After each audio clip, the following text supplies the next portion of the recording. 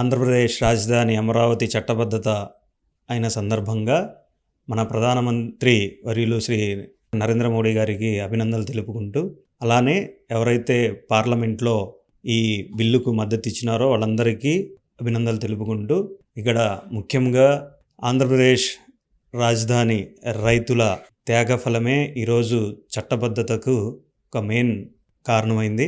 ఇక్కడ ఒకే ఒక వ్యక్తిని నమ్మి ఒకే ఒక పిలుపుతో దాదాపుగా 34,000 ఎకరాలు ఇచ్చిన రైతుల త్యాగఫలం.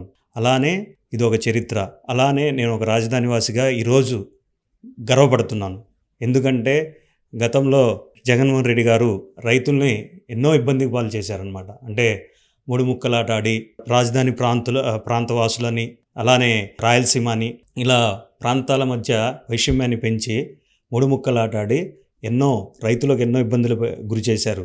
అలానే మళ్ళీ ఇప్పుడు చూసుకుంటే ఒక కొత్త పేరుని మావిగన్ అని ఒక కొత్త పేరు పెట్టేసి ప్రాంతాల మధ్య మరలా చిచ్చు పెడతానికి ట్రై చేస్తున్నారు.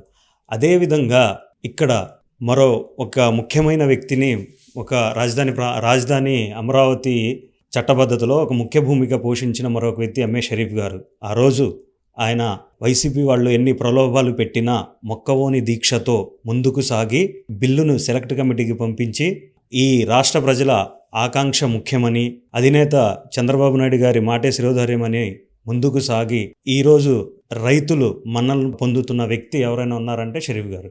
అలానే వారికి రైతుల తరపు నుంచి, మైనార్టీల తరపు నుంచి వారికి ప్రత్యేక ధన్యవాదాలు.